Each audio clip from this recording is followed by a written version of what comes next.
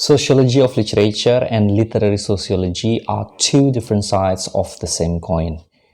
If we are unaware or not careful enough, instead of conducting literary research, we are exposed to working on the research on sociology by using the literary works as the object of the study.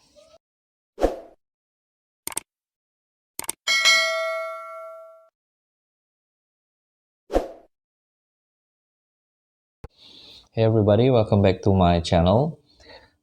Ketika membicarakan tentang sociology and literature, itu memang keduanya memiliki hubungan yang sangat erat.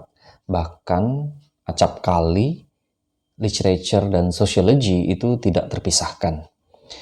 Tetapi bila kita membahas lebih mendetail mengenai sociology of literature atau sociological criticism atau literary sociology, sebenarnya tidak hanya merupakan satu teori atau satu pendekatan saja, tetapi merupakan kumpulan dari berbagai ilmu, pemikiran, ide, dan teori tentunya yang mencakup ranah sociology dan literature. Untuk jelasnya kita akan bahas bersama. Pertama, kita akan melihat hubungan yang jelas, hubungan yang nyata antara sastra dan society, gitu ya. Karena menurut Wellek and Warren, literature represents life and life is, in large measure, a social reality, even though the natural world and the inner of subjective world of the individual have also been objects of literary imitation. Jadi memang kita ketahui bahwa karya sastra itu kan sedikit banyak itu merefleksikan keadaan sosial atau kemasyarakatan di dunia nyata. Meskipun beberapa beranggapan tidak benar-benar seperti itu, bisa juga merupakan imitasi saja. Tetapi konsep dasarnya tetap sama. Apakah itu merupakan fantasi, imajinasi, tetapi memiliki pola, memiliki elemen yang serupa dengan kehidupan kemasyarakatan di dunia nyata. Itu hubungan yang pertama. Kemudian lebih jauh di sini dijelaskan oleh De Bonald bahwa literature is the expression of society. Maksudnya apa? To say that literature mirrors or expresses life is even more ambiguous. A writer inevitably expresses his experience and total conception of life, but it would be manifestly untrue to say that he expresses the whole of life, or even the whole life of a given time completely. Jadi seorang penulis itu tidak bisa dikatakan menggambarkan dunia yang sebenarnya, tetapi ya paling tidak tuh hanya mengekspresikan apa yang dia pikirkan atau apa yang didapatkan dari kehidupannya. Nah, itu hubungan yang kedua ya. Di sini kita bisa lihat lagi ada dua hal ya, hubungan antara literature and society. Pertama adalah the writer is the member of the society. He can be studied as a social being. Pertama adalah penulisnya. Ya, penulisnya itu adalah bagian dari masyarakat. Otomatis dia sendiri bisa dipelajari sebagai anggota masyarakat atau bagian dari masyarakat itu sendiri, ya kan? Berarti kita dalam hal ini bisa melihat apakah seorang penulis itu memiliki konsep tertentu, penggambaran tertentu di dalam karya sastranya yang mewakili ekspresinya, pemikirannya, atau bahkan posisinya di dalam masyarakat. Nah, kemudian yang selanjutnya adalah traditional literary device is also social in their very nature, a convention in norm. Oke, jadi alat-alat device-nya sastra ya, literary device seperti characterization, plot, setting dan sebagainya yang digunakan di dalam menciptakan sebuah karya sastra atau yang ada di dalam sebuah karya sastra itu secara alami juga sebenarnya adalah sosial, bersifat sosial. ya, bersifat sosial. Jadi apapun yang kita punya di dalam sebuah karya sastra itu pada dasarnya ya memang ada di kehidupan nyata. Misalnya hubungan karakter satu dengan karakter yang lain, kemudian ada kelompok, ada komunitas, ada komunikasi, ada budaya.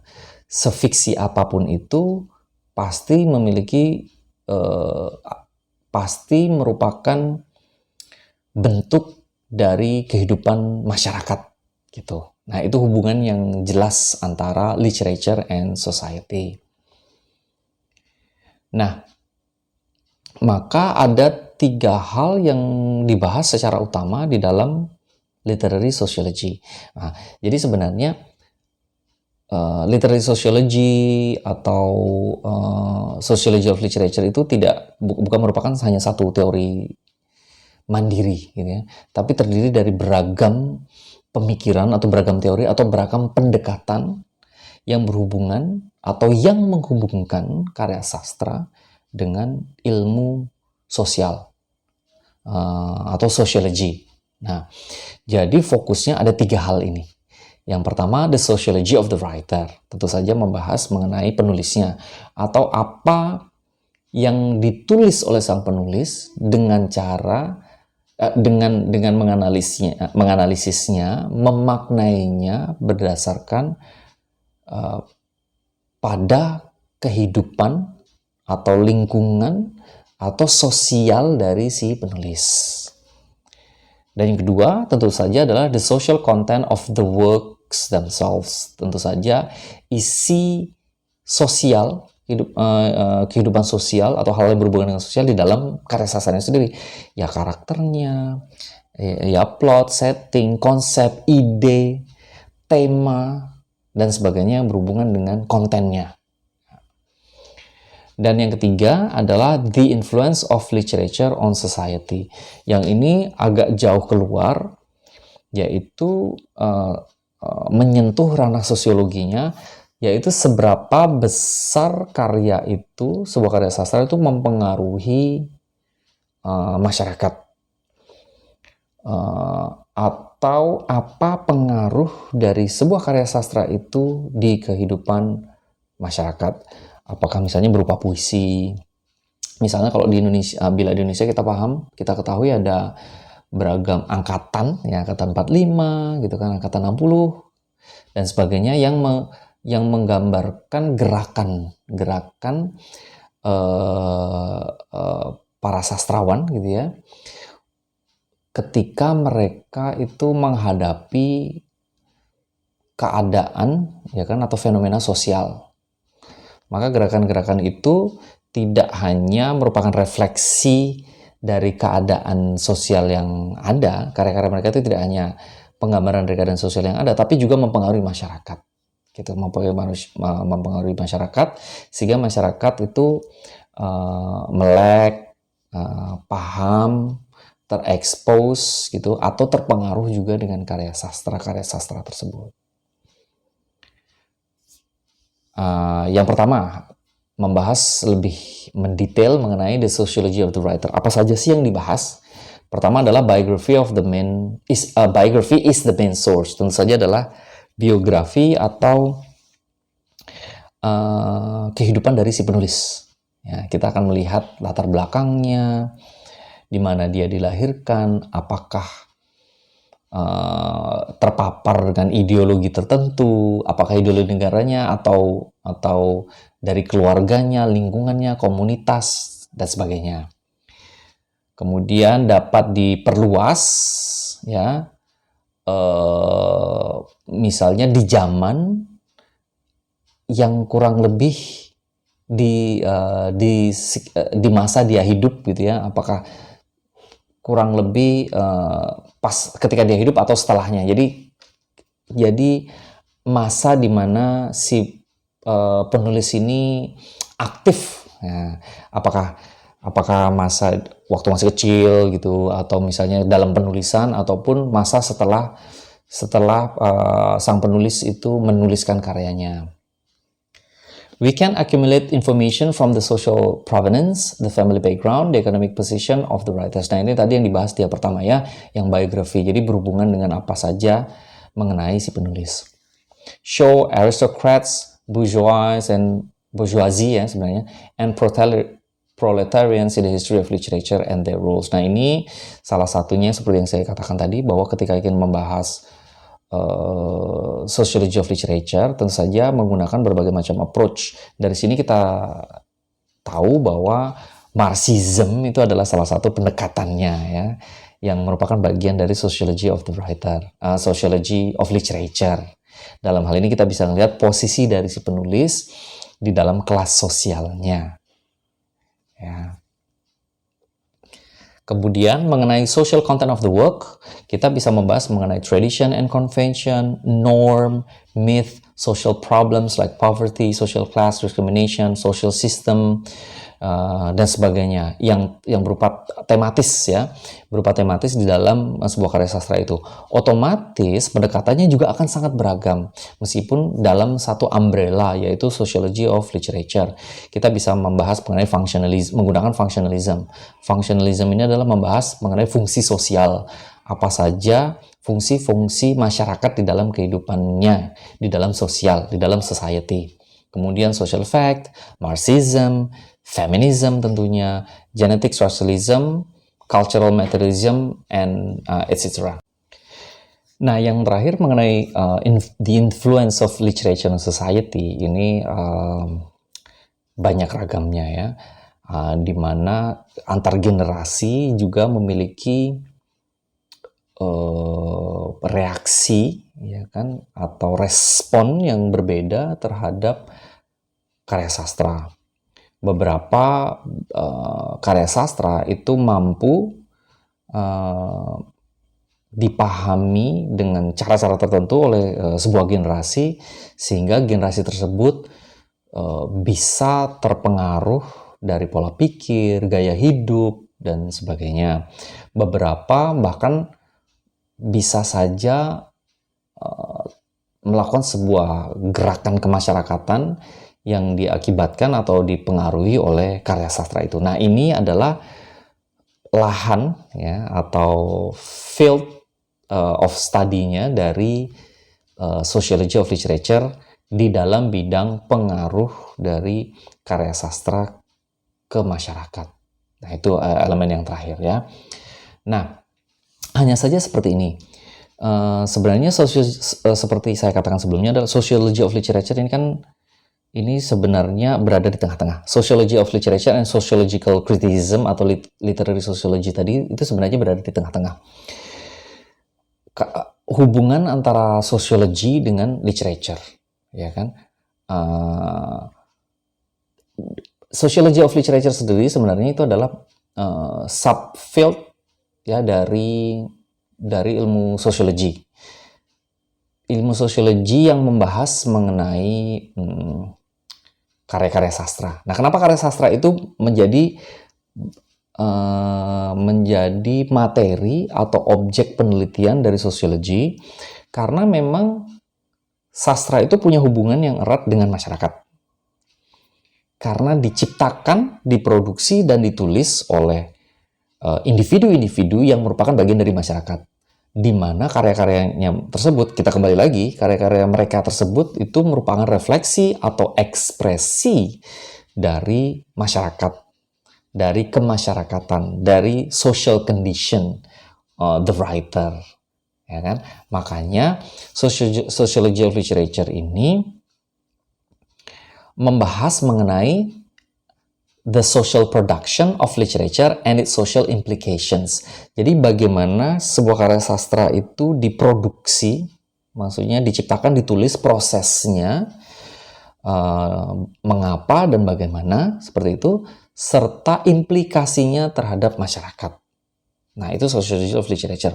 Sedangkan sociological criticism juga tipis sekali perbedaannya, itu merujuk kepada directed to understanding literature in its larger context. It codifies the literary strategies that are employed to represent social constructs through sociological methodology. It analyzes both how the social function in literature and how literature works in society. Jadi memang tipis sekali. Tetapi sociological criticism ini fokus ke sastranya, fokus ke karya sastranya dengan menggunakan metodologi sosiologi, di mana mempertimbangkan unsur-unsur sosial. Ya, misalnya konteks masyarakat yang lebih luas, tidak hanya sekedar di dalam karya sastranya itu sendiri, tetapi ya dibandingkan dengan kehidupan masyarakat yang sebenarnya, kemudian bagaimana social functions in literature di karya sastra ini, fungsi-fungsi sosialnya itu seperti apa, dengan menggunakan teori-teori sociology. Nah, maka gampangnya seperti ini. Gampangnya untuk sociological criticism itu mengambil metodologi, teori, dan approach dari sociology. Maka approach-nya bisa macam-macam, pendekatannya bisa macam-macam, teorinya juga bisa macam-macam. Meskipun fokusnya adalah mempertimbangkan social condition, society, gitu kan, di dalam sebuah karya sastra. Jadi bisa menggunakan, misalnya mau melihat sisi fungsi atau peran perempuan di dalam masyarakat, maka tentu saja menggunakan feminism. Juga membahas mengenai cultural materialism, membahas mengenai kelas sosial, yaitu tentu saja menggunakan Marxism atau Marxist approach, ya, dan sebagainya. Nah, makanya menggunakan sociology of literature ataupun sociological criticism itu sama-sama bisa digunakan untuk misalnya kita sebut saja sociology of literature, diperbolehkan, sangat-sangat diperbolehkan. Tetapi yang menjadi pertimbangan adalah jangan sampai kita terjebak ke dalam sebuah penelitian sosiologi, bukannya penelitian sastra. Karena penelitian sosiologi lebih berfokus pada bagaimana karya sastra itu diproduksi dan implikasinya terhadap masyarakat. Jadi memang masyarakat yang nyata. Sedangkan sociological criticism itu adalah karya sastranya sendiri, di mana di dalam karya sastranya itu terpengaruh atau menggunakan elemen-elemen social atau society. Nah, semoga ini bisa membantu ya pembahasan mengenai ini. Jadi memang sekali lagi sociology of literature ini bukan satu approach saja, ya, tapi bisa dikatakan beragam, ya, beragam tergantung kita pendekatannya mau apa. Jadi kalau kita mengatakan sociology of literature, jadi kemungkinan besar kita akan menggunakan pendekatan-pendekatan yang lain, metode-metode yang lain. Apakah itu feminism, apakah itu Marxism, cultural materialism, bahkan mungkin new historicism, dan lain sebagainya.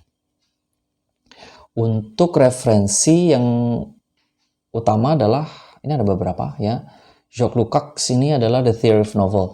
Di sini adalah membahas mengenai the novel form is organized around the problematic hero in pursuit of problematic values with his problematic world, ya. Jadi di sini bukunya berjudul The Theory of Novel ini membahas mengenai pattern dari sebuah karya sastra, terutama novel, yang membahas mengenai problematic hero, ya kan, di dalam dunia yang juga problematic. Jadi logikanya sebenarnya The Theory of Novel ini membahas mengenai sebuah karya sastra yang merefleksikan atau menggambarkan atau mewakili kehidupan sosial sebenarnya. Dan tentunya gunakan teori-teori yang dari para ahli, para expert atau thinkers dari Frankfurt School, ya. Jadi Frankfurt School theories yang dipengaruhi oleh Max Weber, Sigmund Freud, sama Karl Marx. Jadi sekali lagi sociology of literature ini cukup kaya dan mengaplikasikan berbagai macam approach yang berhubungan dengan ilmu-ilmu sosial. Bisa juga ilmu-ilmu antropologi, psikologi, gitu ya. Dan teori-teori sebelumnya seperti Sigmund Freud atau Karl Marx bisa ditonton di video-video saya sebelumnya. Dan juga saya juga menggunakan classical sociology yaitu ya Terry Eagleton, Emil Durkheim, yaitu social facts redirected towards literature, ya itu yang utamanya, ya. Itu adalah beberapa referensinya. Okay, everybody, thank you very much for watching my video. I really hope that this video can help you, at least in the surface, to understand, or at least to know, yeah, the concept of sociology of literature. If you still have any questions, please let me know by typing it down in the comment section, or if you have any advice and suggestion, I will be glad to have them. Yeah. Okay, thank you very much, everybody. Have a nice day. Stay safe, and see you next time.